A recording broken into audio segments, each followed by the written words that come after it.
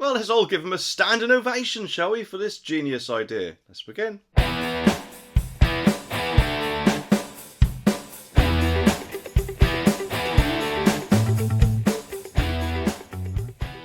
Well, of course I could be wrong, but I'm guessing that you all think that dialing 999 is all about swiftly summoning help during someone's most critical moments. Well, think again. It appears that those precious seconds are now destined to serve a higher purpose, and that is unveiling the world of your preferred pronouns. That's right, it's mental, isn't it? Who knew that when your car is dangling off a cliff, what you really actually need is a vocabulary pop quiz to determine whether you're a he or a she, or it's complicated. Just imagine this scenario. Your best friend Larry tried some gravity-defying acrobatics off a skateboard and now his ankle resembled a twisted pretzel. You're reaching out for your phone to call the urgent help, and just after you've hit those digits, you're then met with the dulcet tones of an operator politely asking, "Excuse me, sir or madam, before we summon the cavalry, could you please share with us Larry's preferred pronoun? We mustn't overlook his dignity while his bones are contorted." Of course the plot thickens. Enter the daring ambulance chiefs who have valiantly proclaimed the need for linguistic precision amidst the chaos of a medical crisis. Move over. First aid, it's time for a crash course in grammatical inclusivity. But the good news, of course, is the South East Ambulance Service is here to alleviate our concerns because they've mastered the art of diagnosing both medical emergencies and pronoun preferences. Just imagine it. Sir, I'm detecting an irregular heartbeat, and madam, is that your preferred pronoun? Excellent, let's proceed. And let's not overlook the claim that apparently inquiring about pronouns is a non-intrusive way to determine gender. Clearly, when lives are hanging in a balance, what we desperately need is a socio-linguistic analysis with a PowerPoint presentation and a laser pointer. Every second counts with emergencies, doesn't it? We're constantly told to call 99 as soon as possible. I personally, I don't know about you, but I personally didn't realise it was so they could have more time to ask us about our preferred pronoun questions, or any other questions that just pop up to satisfy the woke brigade, or tick a box maybe. And what about if you've got absolutely no idea what they're going on about? In that case, they're bound to waste even more time explaining it to us, whilst all we're worried about is getting our mate Dave to hospital, who fell down the stairs and somehow caught his penis stuck in the vacuum cleaner. Or it could actually even be something much worse. The article says that NHS bosses have told 999 operators to avoid calling people sir or madam, just in case they upset trans patients. That's right, or 2% of people, I'm guessing. Emergency callers will instead be asked for their preferred pronouns, which critics said was ludicrous, and I personally agree, that is ludicrous. Ambulance chiefs issued guidance amid fears handlers could get a trans caller's gender wrong based on how they sounded.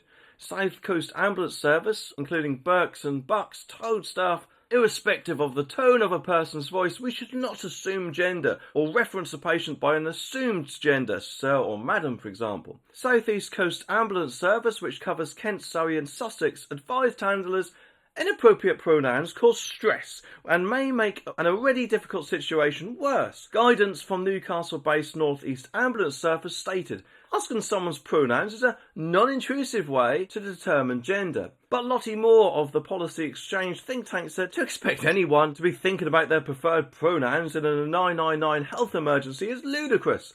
South East Coast insisted it will not delay our response, and it is about ensuring we respect people's personal pronouns. South Central claimed it treated patients with dignity, respect, empathy, without judgment. Well, do you know what? Police Scotland are probably proudly patting themselves on the back for ditching their reliable fossil fuels vehicles and jumping headfirst into the world of electric cars, but they've got a little confession to make. Those snazzy new electric vehicles won't be used for emergencies. Because let's face it, that would be too sensible, wouldn't it? We could just picture it now, can't you? Criminals making a daring escape and the police coming along in their AA battery-powered car, chasing them down until, oops, sorry folks, the battery's dead. And there goes Corster Crook, waving goodbye with his middle finger to our eco-friendly law enforcement.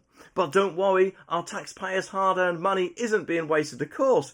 Not just on one electric police car. No, I'm guessing they're probably buying 2 electric police cars for every 3 regular vehicles. Because, who needs practicality and efficiency when you can, of course, have the joy of watching those charging cables tangle themselves in a knot? But thinking about it, what is actually the point of having a police car that can't attend an emergency? If they are concerned about the battery running out, I suppose they could always take along a diesel generator, couldn't they? But I guess, no, that would upset the work brigade too much. But if they did, picture this: a high-speed chase with a siren, blaring blue flashing lights, and in the back seat a trusty diesel generator chugging along to keep that electric wonder car alive. At least that way they'd have a backup plan when they run out of juice in the middle of catching a criminal. I mean, just imagine. Hold on, Robber Worry, fire up the generator. And let's not overlook the comparison here. Gloucestershire Constabulary switched 21% of their fleet to electric, and they're even struggling to find chargers. It's kind of like they're playing a game of hide and seek with chargers, isn't it? Especially in rural areas. I mean, maybe they should equip their electric cars with binoculars to spot those elusive charging points. But don't worry, Police Scotland has a grand vision of the future. A future where electric cars magically overcome their limitations and become the heroes we need.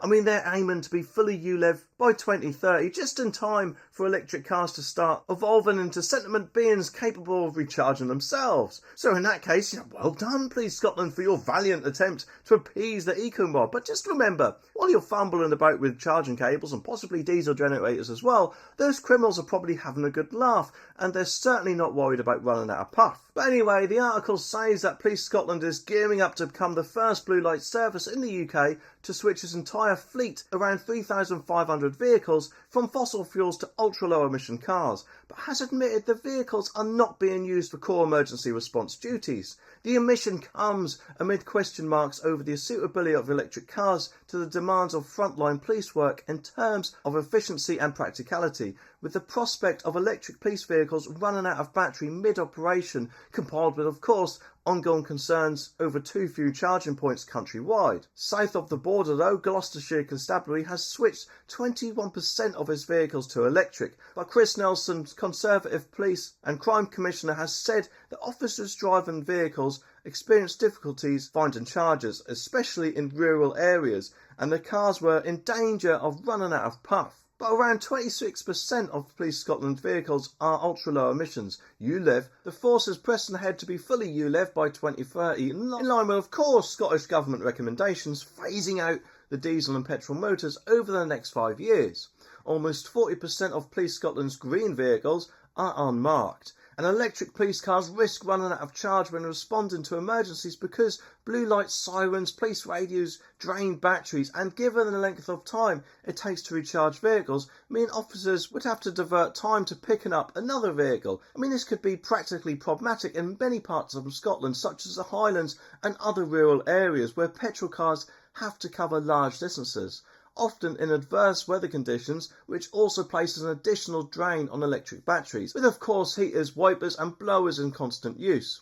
A Police Scotland spokesperson now said, "Our fleet strategy has a vision to operate and maintain class-leading, future-proofing and sustainable ULEV fleet, which is technologically advanced and will meet operational requirements." Well, just when you thought that the warning label on your pack of cigarettes was enough, they've decided that you absolutely need a dose of guilt and lectures every time you open up a packet. I mean, who needs the freedom of choice when you can have an extra layer of nagging, right? I mean, you could just see it now, can't you? You're sitting down for a smoke break, and what do you find inside your pack? A heartfelt note reminding you that you're essentially puffing your way to an early grave. I mean, how heartwarming. It's kind of like having your personal coach whispering sweet nothings about your impending demise. Now, not only are you bound to be treated to a visual reminder of your impending doom, but you'll also have a lovely leaflet detailing the joys of quitting smoking. It's probably like a little self-help guide tucked away right next to your cancer stick. Step 1, stop smoking. Step 2, breathe. And step 3, profit.